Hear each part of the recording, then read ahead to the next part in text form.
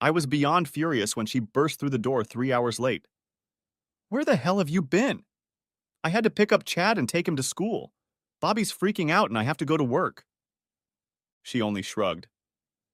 Bill wanted us to work for a couple hours. Even paid us cash so Uncle Sam wouldn't get his greedy paws on them. That'll make up for the time you missed, and Bob already said you were the best he's ever had. He'll get over it. The phone stopped working? You could have at least given me a heads up. Sorry, wasn't thinking. I have to go to bed and you have to go to work. I'll make us a nice dinner to make up for it.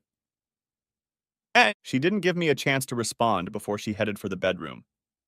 I considered following her, but I knew that would lead to one hell of an argument, and I really needed to get to work. I was halfway to my place of work when it hit me. She smirked slightly when she said she was done with work. Something was wrong, and had been for a while. I put it out of my mind. It takes focus to work with saws and nailers. It was 1983, and we were in the middle of a mild recession. I was laid off, and my unemployment check wasn't very big. Then Gail got laid off, and that really hamstrung us. Things were tight, very tight. We were looking, but everyone else was in the same boat, and the jobs just weren't there, especially for her. She had dropped out of school in 10th grade, and she wasn't offered much. Her last job was minimum wage, but it was all she could get, and we needed money to survive. Then I got lucky. I got a call from a friend I hadn't seen in years. Bobby and I had worked construction together in the late 70s.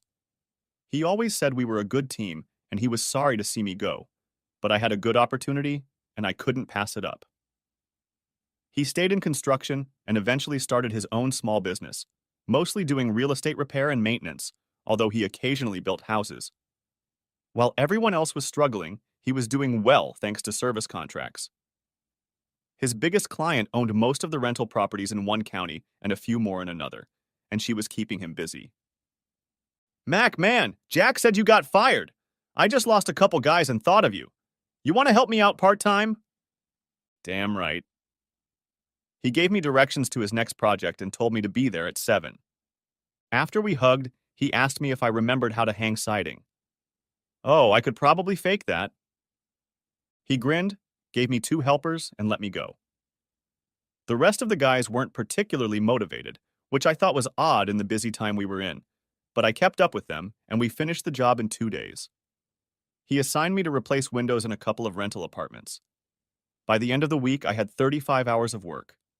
He handed me checks, and I was shocked when I looked at it. It was half of what I was owed. He just grinned and told me to meet him at the bar, a small place where mostly construction workers worked. I walked in, he bought me a beer and handed me a pool cue. We're going to play a game of pool. I'm going to lose. When I lose, I'll pay you the bet we made. Oddly enough, that's exactly what it would be if I paid you for all the hours I've worked. He grinned when he saw the look on my face. Look, you told me you could make $60 and still get a full unemployment check, right? I nodded, and he continued. Now, the amount I paid you is a little less than what you could make.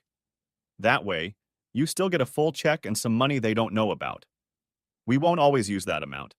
It will exceed it from time to time, and most of the time it will be less. I figure I will pay you a full check about once every 6 weeks.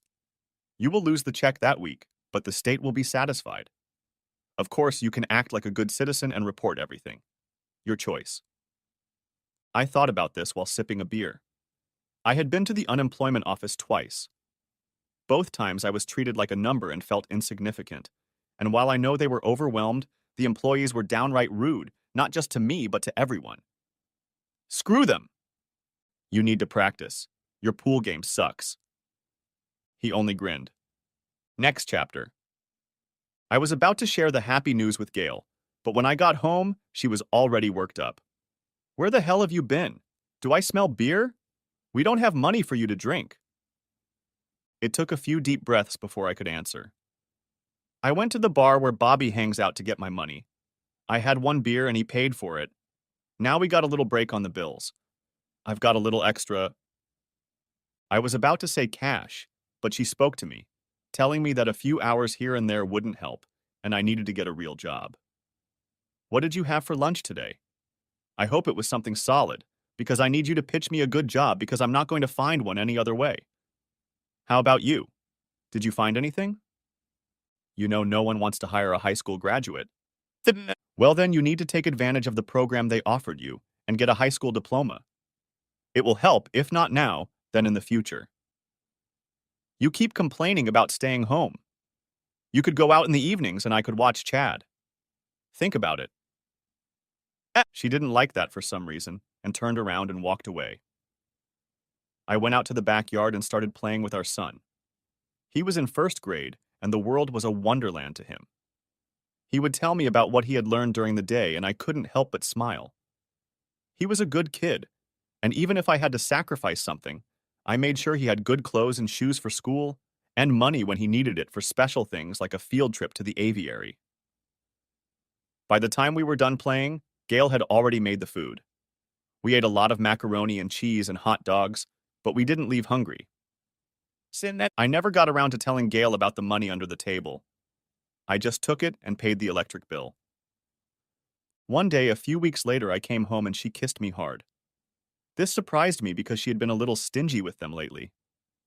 Guess what? I got a job.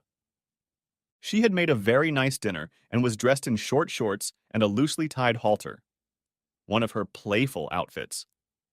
I smiled, thinking life was getting better. That's wonderful, honey. What is it? Let's eat first. Get Chad settled for the night, and I'll tell you all about it. I frowned slightly. What was so mysterious about work?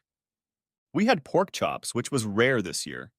It was delicious, the cake was even better, and after Chad took a bath and told me about himself, she pulled out a couple of my favorite beers. I stopped buying them a few months ago because they were a little pricey. I was starting to feel very uncomfortable. She poured the mugs and settled across from my chair. Honey, do you remember Honey? Yes, I remembered Honey. She was one of her friends when we were dating, and frankly a bit of a slut. I'm not a prude. What a woman does with her life usually doesn't concern me. Sweetie, however, seemed to have no boundaries. She was outspoken to the point of impossibility and wasn't bent on proposing to husbands in front of their wives, if she had some. She tried to propose to me twice and Gail found it amusing. She tried again when Gail wasn't around. I pretended to be interested and let her lead us away to a quiet place. She leaned in to kiss me, but then... Listen carefully, bitch. You snuggle up to me one more time and I will shatter your world. I'll feign remorse and swear it was an accident, but every time after that, if you ever think of hitting on a man in a relationship, you'll think twice. Is that clear? She sobbed heavily and shook her head in agreement. That was the last time I'd seen her, or heard anything about her until now. The feeling of unease was building in huge leaps and bounds. As far as I could remember, she had been directly involved in 7 divorce proceedings, mostly as the second woman. I just nodded. Well, I ran into her at the store the other day, and when we met and she found out I wasn't working, she offered me a job. What kind of job? Does it involve being horizontal? Gail blushed. No, asshole, it doesn't involve. For your information, she's married now and works for her cousin.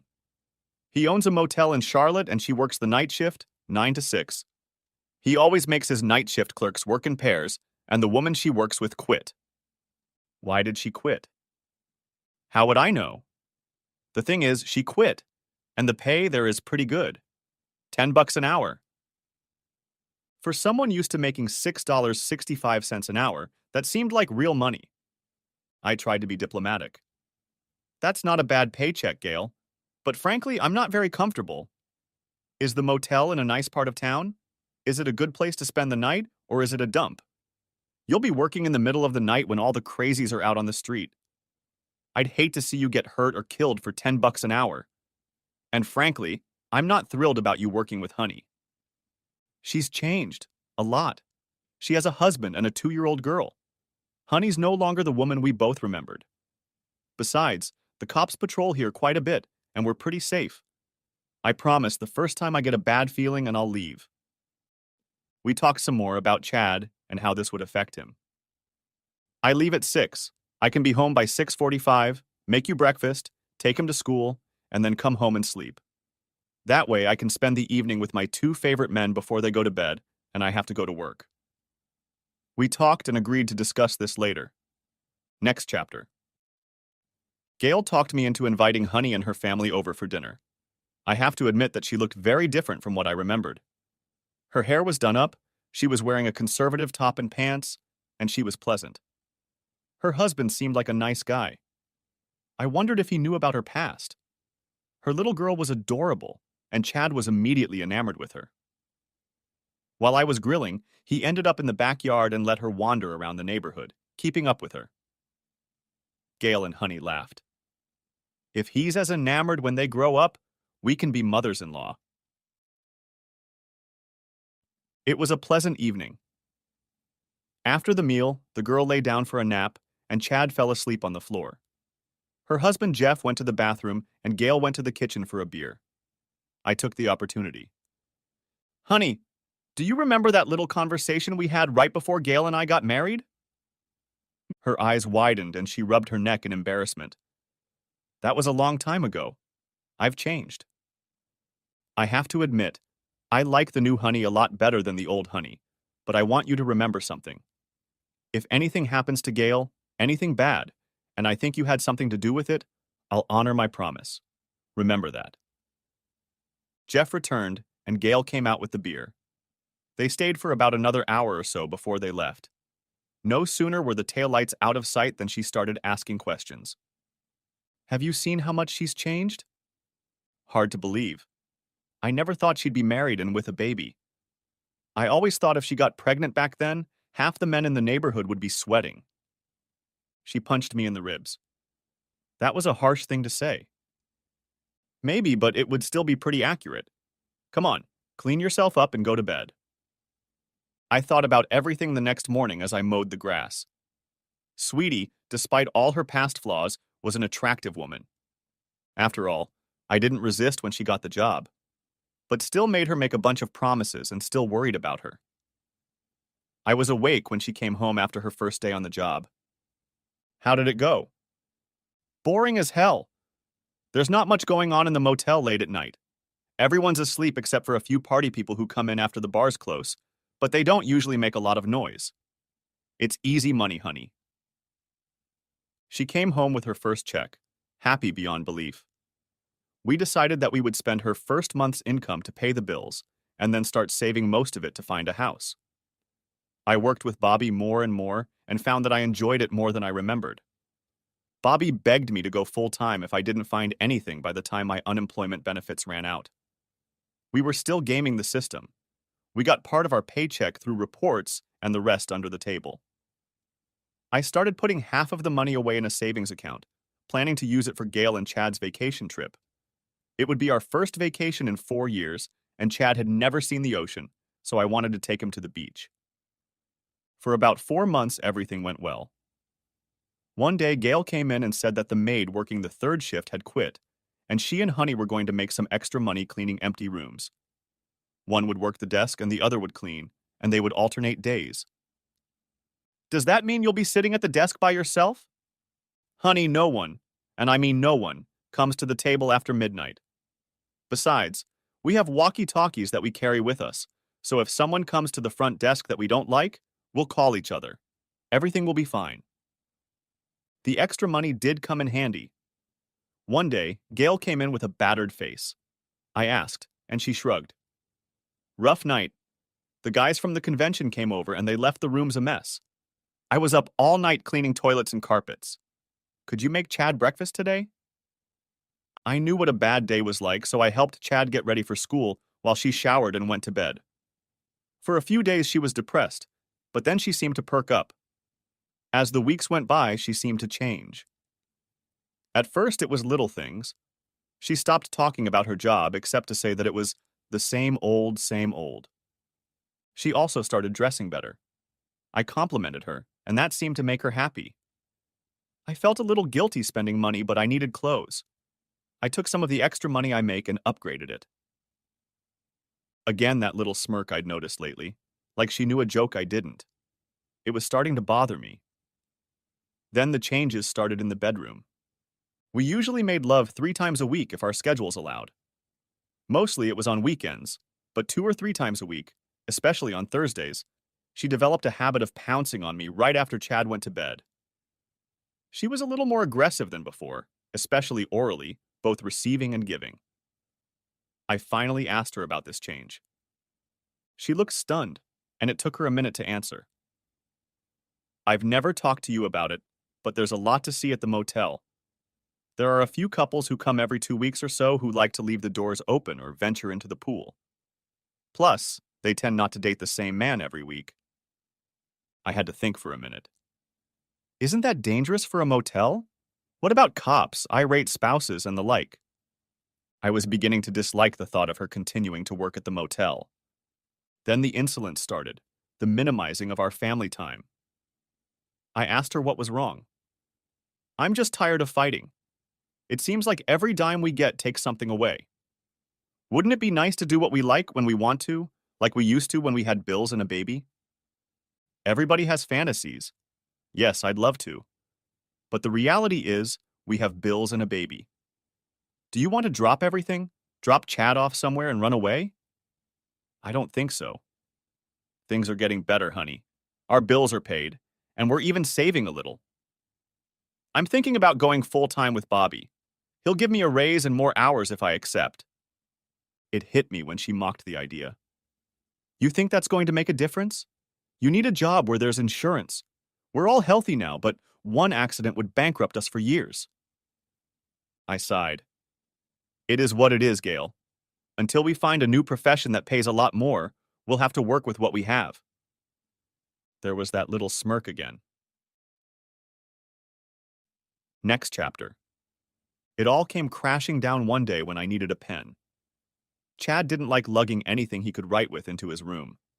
He was an aspiring artist, and his artwork covered every inch of our refrigerator. He was asleep, and I didn't want to wake him up, so I decided to grab one pen from Gail's purse. I stayed out of her purse because she stuffed it full of junk and it annoyed me. I took the pen and grinned at the weight of it. Well, pens were usually at the very top. I opened it and sat for a minute. It was full of money. A lot of money. I pulled it out and counted it. $2,300, a respectable amount for the time. I heard Gail wake up, so I shoved the money back in and put her purse on the floor next to the couch. I sat there thinking while she babbled on. There was no way that money was legitimate. I decided not to say anything. Friday night, I would follow her to work. Honey, Chad is going to be with your parents on Friday. Bobby and I are going fishing. He found a spot on the lake and he swears all the catfish he's pulled out of there are over 10 pounds. She smiled. Go ahead. Have a good time, and I'm looking forward to salt and pepper catfish for dinner on Sunday. Catch a big one for me. She wanted to play and looked disappointed when I waved her off. I pulled something at work today. I think I need an ice pack or a back warmer. Gail was immediately concerned and brought me pain pills, an ice pack, and a heating pad plugged into an outlet next to the chair. She kissed me when he left. Get some rest, sweetheart. Don't go to work tomorrow. We can afford to take the day off. I'll check on you when I get home. She called me later, which she rarely did, to check on me. I told her I was feeling much better and wasn't going to do anything but painting tomorrow, so I'd be fine at work. She grumbled a bit, told me to take the day off, told me she loved me, and hung up. The next day, I was very ineffective at work. Bobby finally told us to head out for lunch. Come on, Mac, I'm buying. We sat down at the little diner he favored, and after we ordered, he told me to lay out everything that was bothering me or he would send me home. I really needed someone to talk to, so I told him about the money and her general attitude. What are you going to do about it? I'm going to go to the motel tomorrow night and see what's going on. Bobby sighed. Do you remember Jefferson George? Of course I remember. He was the richest kid in school. His dad had more money than half the town combined. I caught him with a 14-year-old girl he gave some liquor to and tried to get her into his car. She was pretty drunk, but she resisted as best she could. Finally, he got fed up with it and slapped her. Get in the car, bitch, and shut up. He didn't realize there was anyone else around, so I gave him a pat on the shoulder. He looked around, told me to back off, and started to get in the car. The girl was my cousin. I almost completely destroyed him. His dad practically owned the police department, and someone called 911. I've often thought I was luckier than my wits, and that was more true than ever, because the state trooper had pulled the car over within sight and had just finished writing the ticket when the call came in. He took one look at the girl and Jefferson and called an ambulance. He then took statements from all the witnesses, but they were afraid to lie to him because he wasn't local. The local police showed up and wanted to take matters into their own hands, but Trooper stopped them. Sorry, guys. I've already started the paperwork, so he's mine. I'll bring him down to the station for questioning when I'm done, and you can do your own investigation. They didn't like that very much, but they had no choice. He asked around, found out who my friends were, and told Bobby to find a phone and call my folks. Tell them to get down to the station as soon as possible. They might want to call a lawyer. He took his time, but eventually he had to put me in his car. There was no love lost between the state and the locals. I later learned that they were investigating the police department for corruption and abuse of power. He talked to me as he drove the car. Listen, kid, there are things going on here that you don't know about. I'm going to drop you off at the station. Don't say anything to anyone. Is the place clear? All right. Your parents will hopefully be there before us, but just in case, refuse to be questioned until they get there. We arrived before my parents, so the policeman was in no hurry to release me to the locals. He pulled out an Instamatic camera and took some pictures. The policeman waiting to process me asked him why. Because there are no bruises or contusions on the boy. If they show up later, I'll be forced to investigate. Do you understand what I'm saying? The policeman didn't like that, but he couldn't say anything. My parents and Uncle Pete walked through the door. The policeman asked for identification and released me to them. I won't press charges until the investigation is complete. My advice is to keep the kid close to home for a few days. We were about to head out the door when 2 police officers stopped us. Not so fast. We're taking him into custody. You can post bail for him on Monday. What's he being charged with? The state started an investigation and released him to his parents. I think the state is more in charge than the city, if I remember the law correctly. Since I'm a lawyer, I'm sure it is. They changed tactics. He's not under arrest. We just want to question him. For 2 days? That won't work. I'll bring him in for questioning Monday morning.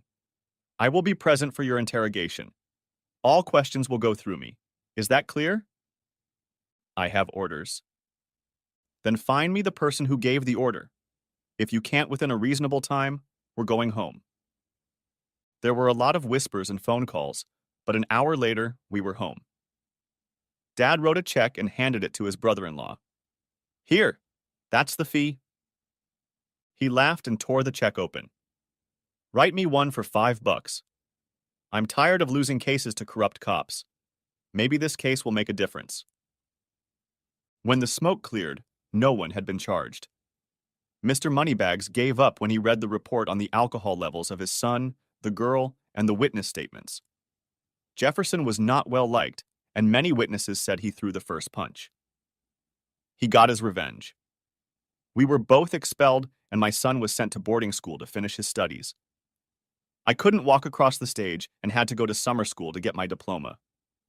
Bobby brought me back to the present, and I nodded. Then remember what it took for you to screw it up. I know you. There's no planning for you. You just rush in, cursing torpedoes. You need to stop and think when you find out what's going on. Don't do anything stupid. Remember Chad? You need to make sure nothing happens to him. He was right, damn it. You're right, but I have to do something. Tomorrow we'll go to that motel and check it out. If we see anything amiss, we'll think it over before we react. Tell me you understand. It was the best plan possible, and I agreed. Next chapter. We parked in an empty parking lot across from the motel at 11 p.m. on Friday night. It was the first time I'd ever seen it. It wasn't a dump, but it wasn't the best option either. I was surprised at how full the parking lot was. We had binoculars and I could make out Honey behind the counter, but Gail was nowhere to be seen. At 11:30, a woman who looked a lot like Gail came out of the motel and headed across the parking lot to the strip club. I was halfway out of the car when Bobby pulled me back in. Sit tight. She hasn't seen me more than a few times, so I'm going to put this cap on and go see what's going on. Don't get out of the car. 90 minutes later, he came back, looking a little pale and damn uncomfortable.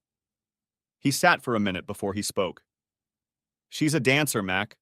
Her stage name is Desiree, and she's pretty good at it. I saw her perform, and then she came out and took 3 guys into the back room.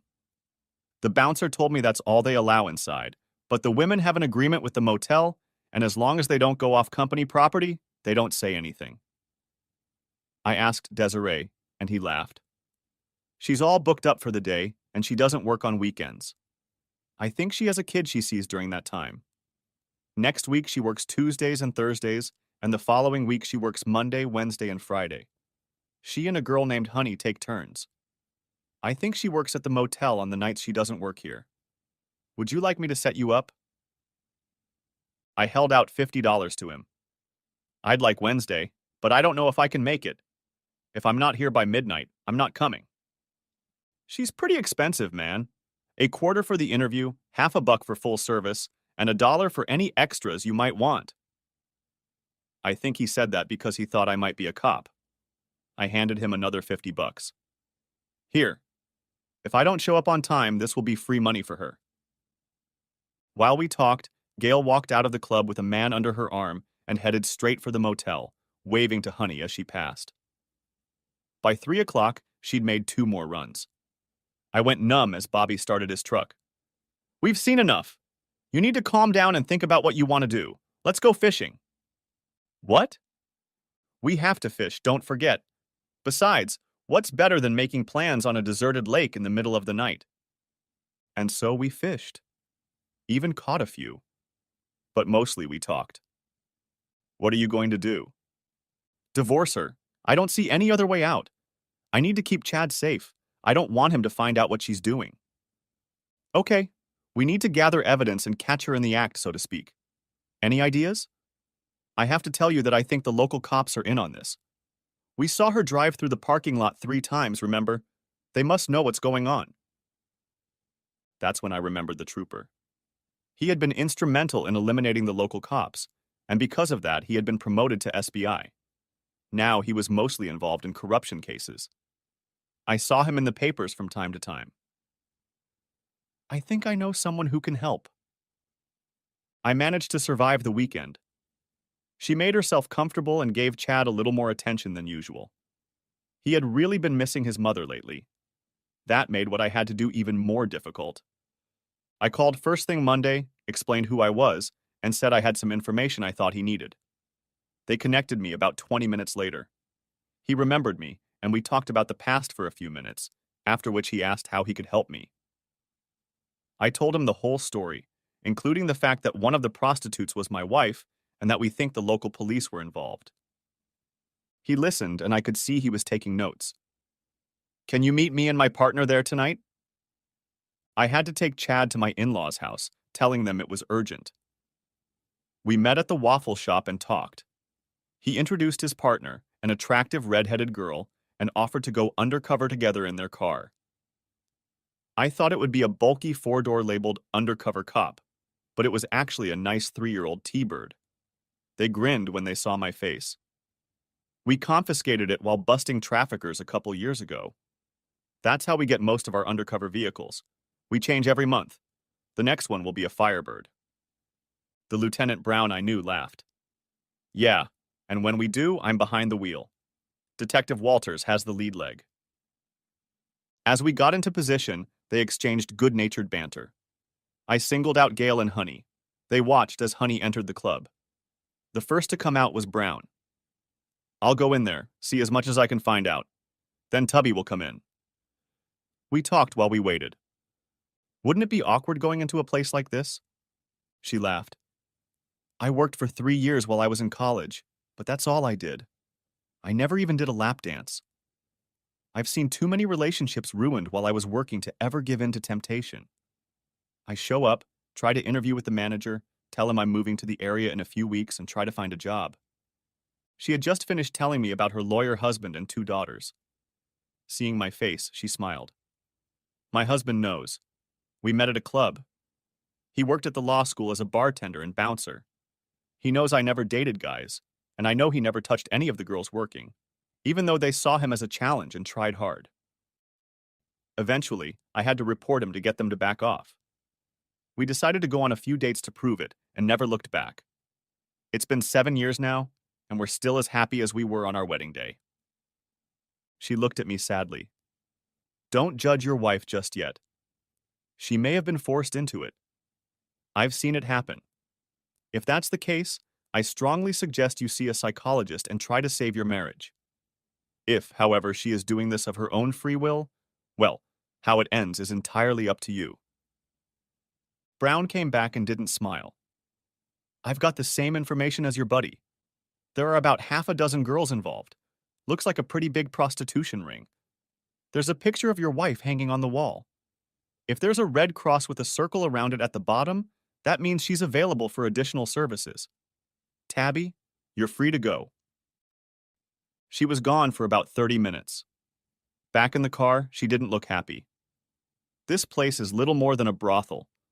I met with the manager, showed him my old pictures, and told him I was moving in and would be free in 5 weeks.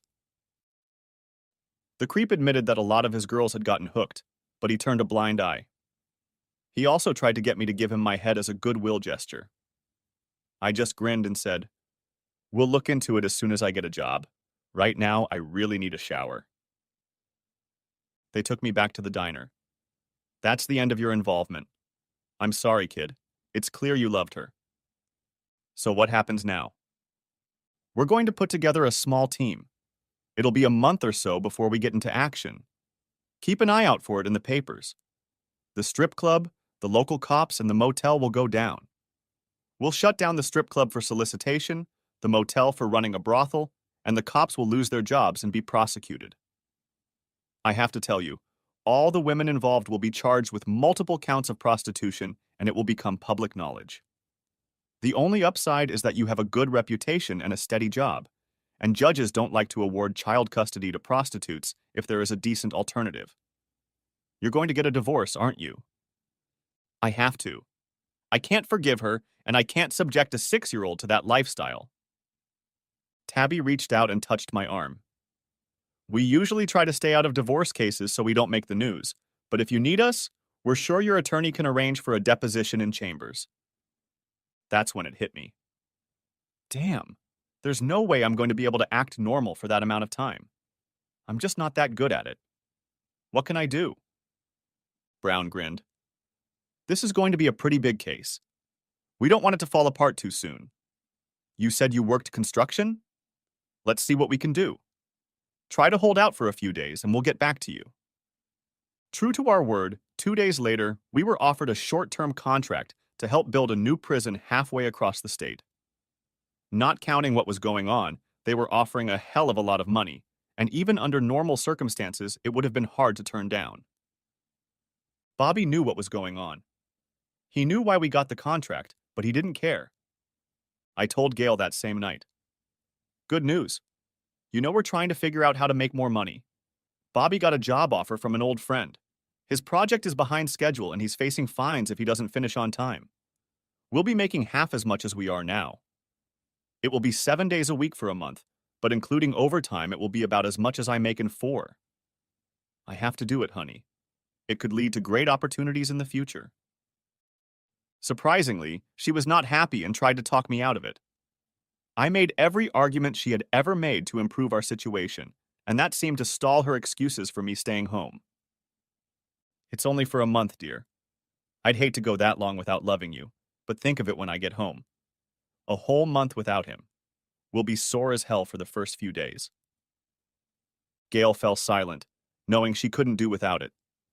I arranged for her parents and mine to help her, gave her and Chad a big kiss, and left. I wasn't lying about the overtime. They were so behind, they were happy to let us work 7 days a week. It was a new minimum security prison, and the cells were built to look more like dorms. The only difference was that there was no kitchen, and the cells were 8 by 8, and each had a sink and a toilet. It was a plumbing nightmare. We did siding and roofing. They were the biggest buildings I had ever sheathed, and we were able to sheathe and roof 2 houses a week. When we arrived, there were only 6 left to do, so by the last week, we were looking for something to do. Bobby led the masonry crew, and I helped with the plumbers. Crawling under those buildings was annoying, but the plumbing contractor was paying me extra to lead the crew. After 4.5 weeks, all that needed to be done was to put a fence around the property. It didn't look like a prison without the fence, and the general contractor told me that it was done on purpose so that inmates were less likely to try to escape. I asked him if it worked. Escape attempts are reported to be down 44% in places built like this. There are still enough dumbasses, so they have to put up a fence and keep guards, but the staff is pleased with the results. I called home from the payphone twice a week, and we usually talked for about 30 minutes. Chad would update me on everything that had happened to him since we last talked and ask when I was coming home. Gail would talk about general things and ask when I was coming home. I told her that next week was my last week and I would be home next Tuesday. Every now and then I would ask a question about her job and she would wave it off. The last time we talked, she surprised me. "I'm thinking of quitting, honey. I'm tired of not being able to sleep next to you every night. Plus, I can feel us drifting apart. I don't want that, honey. I still love you." That was something new. I called Brown. "I'm glad you called. I was just about to call you. Watch the news Friday night. That's when it's going to happen." I was silent for a moment, and he noticed it. "Change your mind?" "Yeah. I've loved her for a long time, you know. It's going to be hard on our baby." "Yes.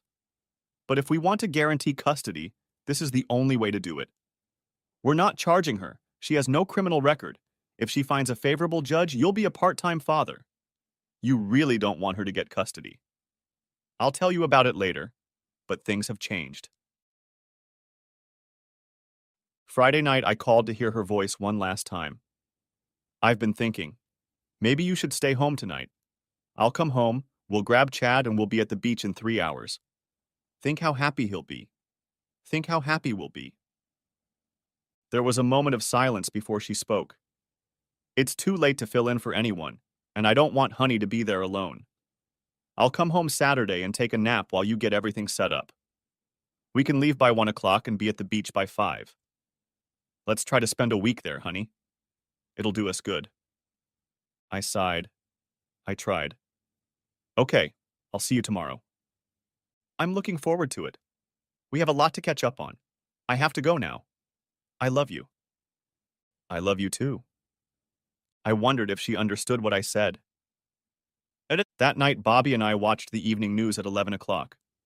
We were in a different market, but the news was in the state-by-state news section. Tonight, the Prostitution Task Force conducted a major raid at the Dreamland Motel in Charlotte, North Carolina, and dismantled a large prostitution ring.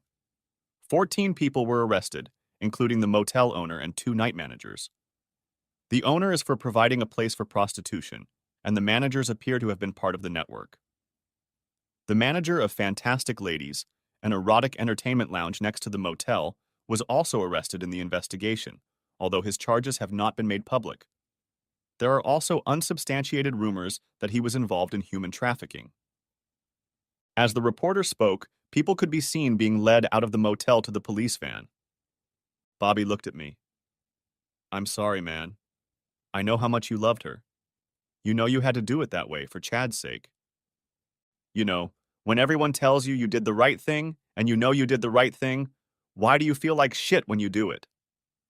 Because usually the right thing to do always turns out to be the hardest thing to do. You didn't know when you married Gail or when she went to work at the motel that this would happen. Bad shit happens to good people. How they handle it shows their character. Now I'm going to leave you alone. Cry, scream, break shit if you want. Just try to spout off enough so you can function when it's time to go home to your child.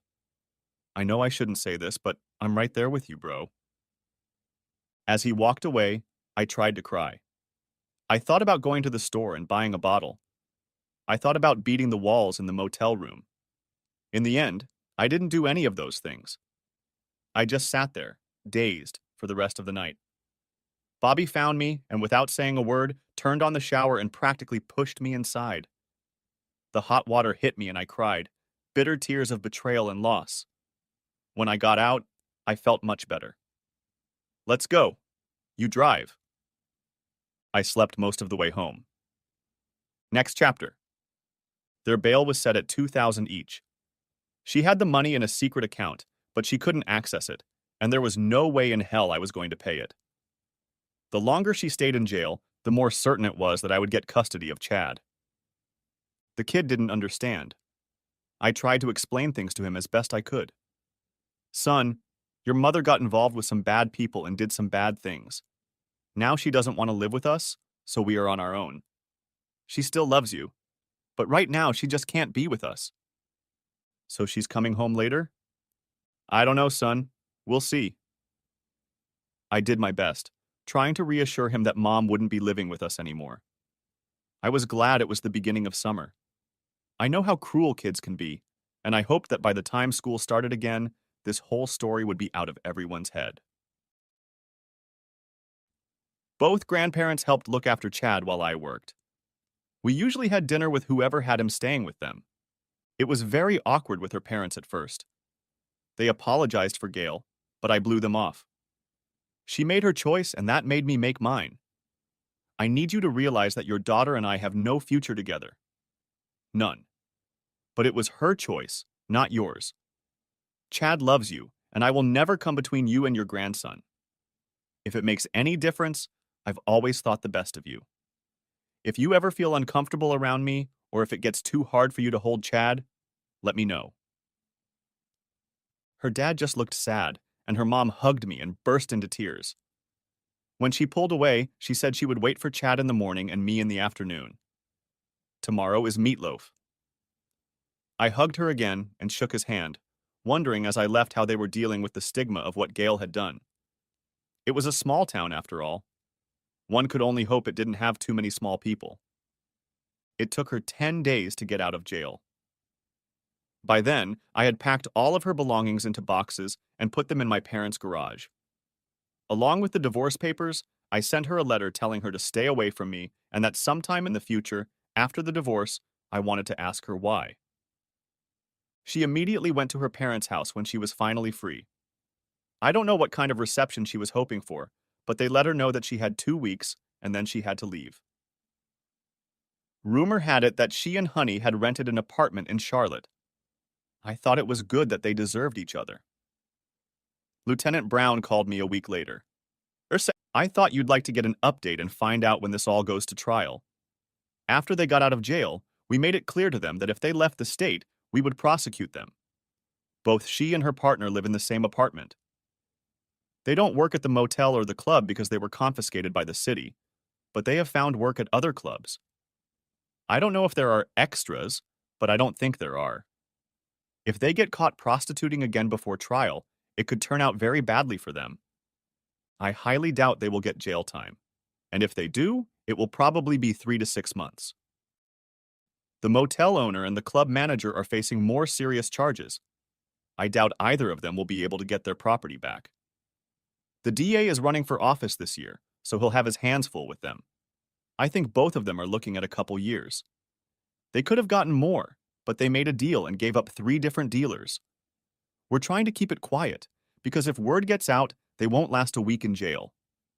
Her arrest and probable sentence will become public knowledge, and that should help you keep custody of your child. I'm sorry your life has turned out this way, but I'm sure the girls we rescue from traffickers will be grateful. We've tracked them through 4 states and all the way to Mexico. Check out the news. What you see is a direct result of you coming to us. We can't thank you enough.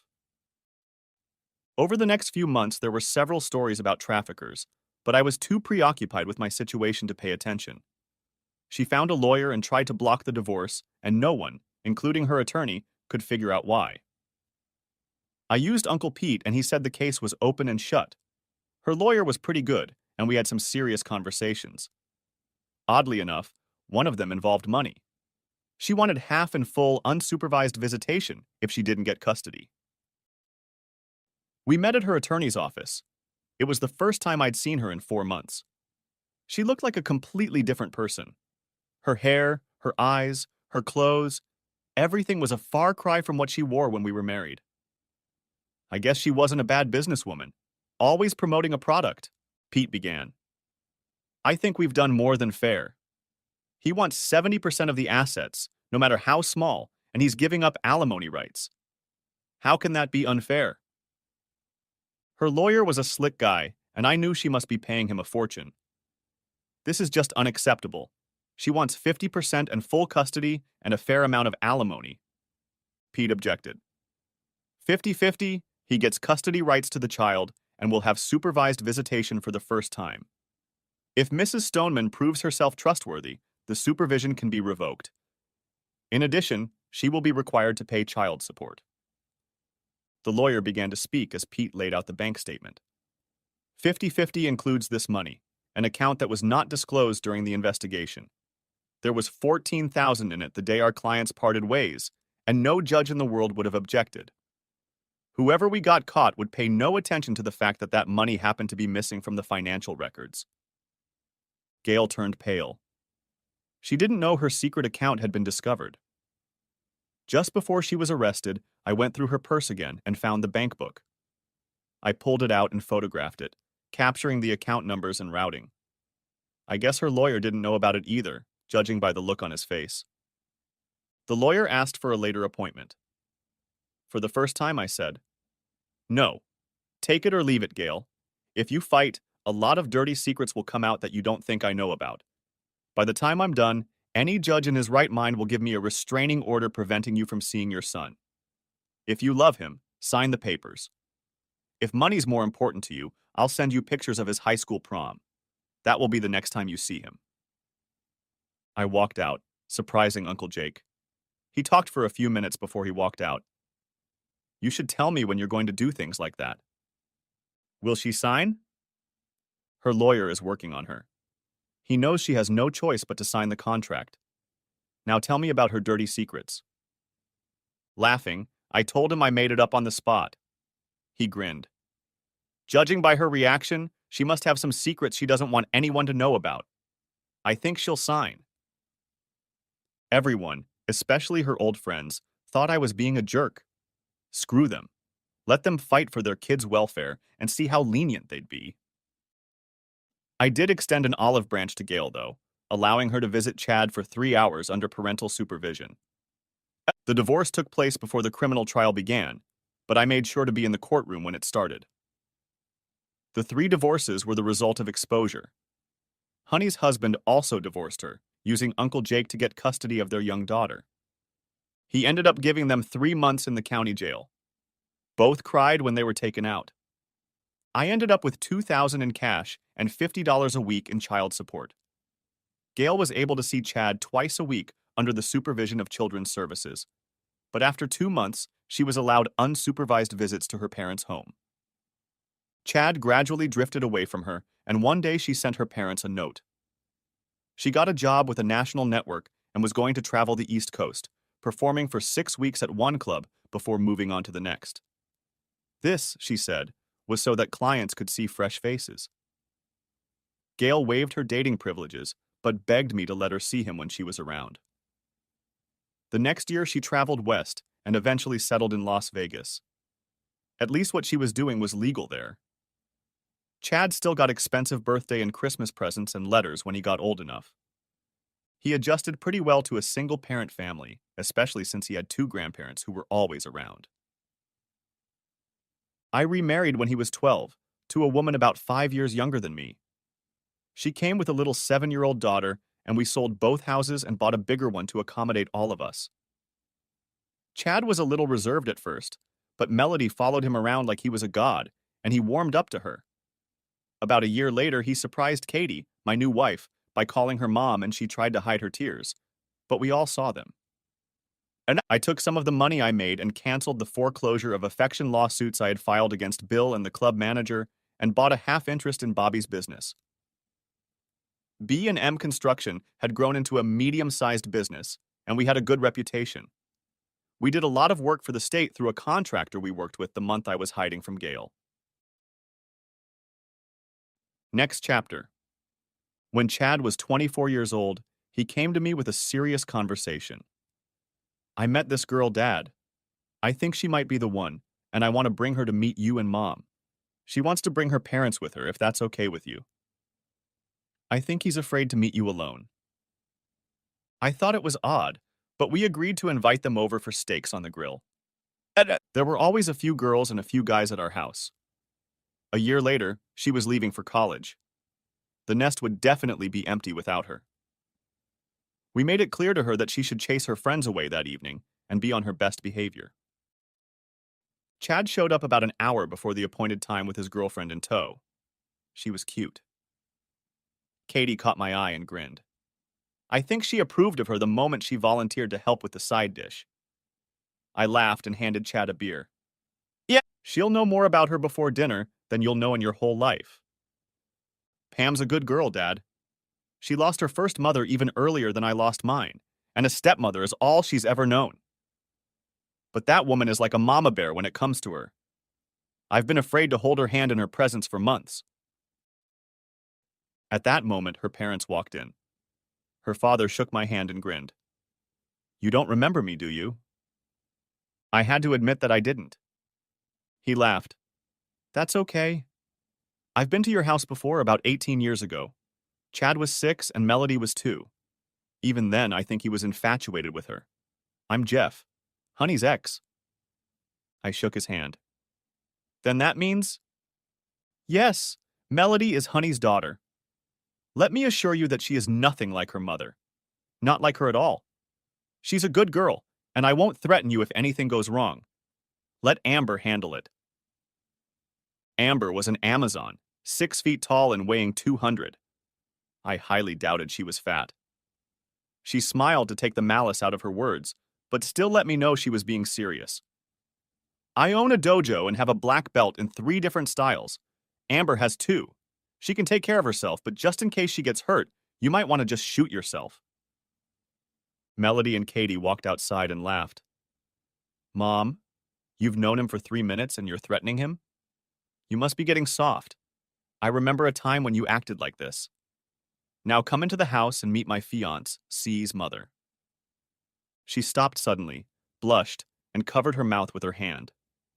I got the feeling she shouldn't have said that. Amber and Katie just stood there for a minute, and then screamed and grabbed Pam in a 3-way hug and dance. Then Melody came out and joined them. Chad and Jeff looked at me. What do we do? Retreat. Let's go sit by the grill. I have a cooler with beer and they won't even miss us. We were already finishing our second beers and laying out our steaks when they remembered us. Still grinning, they sat down and let us serve them like the queens they were. They stayed for 4 hours before they had to leave. The women were in the living room looking at wedding dresses on the computer, and the men retired again, this time to the kitchen. Jeff looked at me. When was the last time you saw Gail? About 15 years ago or more? And you and Honey? 12. You know we don't stand a chance of keeping her at bay once she finds out. I know. I should probably text Gail, though I have no idea if she'll want to come. She'll come. She and Honey are still close, and I'm sure she'll tell her as soon as she finds out. Next chapter. Jeff was right. Honey and Gail had come to the wedding and were sitting in the back, tearing handkerchiefs at an alarming rate. Even though Chad didn't remember his mother, he was polite to her, allowed her to take pictures, and even did a mother-son dance with her. She cried the whole time. I danced with Amber while Jeff danced with Katie, and then Chad led them both out onto the parquet. When Katie came out, she whimpered. She grabbed my hand and said, "Later." And I was standing there watching the couples dance when someone grabbed my hand and pulled me. It was Gail. It felt kind of unreal to dance with her, but she didn't say anything, just held me tightly and then let go and ran off when the music stopped. I didn't dance with Honey, though Jeff did. I watched Amber watching them and wondered if Honey had any idea how close to death she was. The women disappeared into the hall to help the bride remove her dress, and I took the opportunity to sit down in a small alcove, grateful for the silence. I was thinking about how old I'd gotten and smiling at the thought of grandchildren when a hand lay on my shoulder. It was Gail's. I started to get up, but she clung to me. Please stay where you are. I owe you something and I need to pay you back. You asked me to tell you why all these years ago, but I never did. I want to tell you now. May I sit down? I pushed the chair across from me with my foot, and she smiled. As she sat down, she said it was more than she expected. I started to say something, but she put her hands to my lips, a surprisingly intimate gesture. She always did that when I was ranting about something. I'd appreciate it if you'd be quiet and just listen to me so I can tell you everything. She sighed. I did it for the money. We've been living broke and struggling all our lives. All of a sudden, I had a chance to make real money. Honey talked me into it. She even took me to a club and made me watch her dance. She was very good. Later, I came to my senses in bed with Bill. And Honey. I screamed and ran out of the room. There! It's all clean now! Mac will never find out. And you didn't know. I thought you were going to look at me and yell, slut! When you didn't, I started to relax. A few days later, he suggested we have more. I agreed after he promised he wouldn't touch me. I woke up at 4 in the morning in bed with two guys I'd never met. Bill laughed a little and said my share was $100. I never took the money. Bill disappeared for a while and Honey and I stayed on the property. Then the washing machine broke, and Honey said I could make enough in one night to buy a new one. I was disgusted at the thought of going to the laundromat, so I decided to give it a try. I thought I would be ashamed and horrible, but all I felt was a rush of energy, especially when they started throwing money on the stage. I had $180. In those days, people worked hard all week and didn't collect $180. Honey and I agreed to alternate. I'd take Monday, Wednesday, and Friday one week, she'd take Tuesday and Thursday, and the next week we'd switch. During that time, I didn't fool around with anyone but Bill, twice a week. She sighed and took a sip before continuing. I didn't fool around with anyone else until my car broke down. I needed $800 real quick. I was just finishing my set when this drunk guy offered me $200.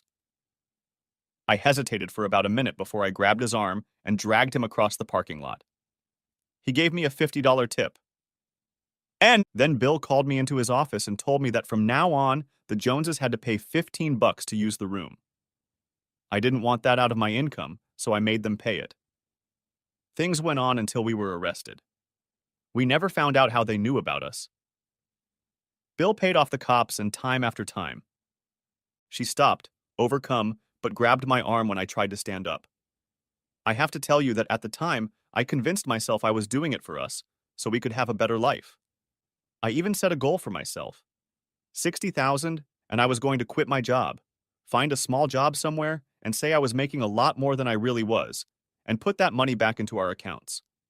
When we got caught, that didn't happen. Gail stood up. That was it. I was victimized by greed and stupidity, and it cost me everything. It took me years to come to terms with it, but I've moved on. I'm a successful businessman now. She held out a card to me. Give this to Chad. Tell him I thank him for the invitation, but he has enough family for now. Tell him if he has kids, have him send me pictures. She stopped at the door. Oh, and tell him never to go there. And you too. He can get me by phone or email. If I can give him what he wants, I'll do it. And you too, for that matter. Goodbye, Mac. I highly doubt I'll ever see you again, so live well. Love your wife and daughter and protect them as well as you can. She grinned as she walked through the door. Yes, I named my business after you. Consider it an honorarium. Then she left.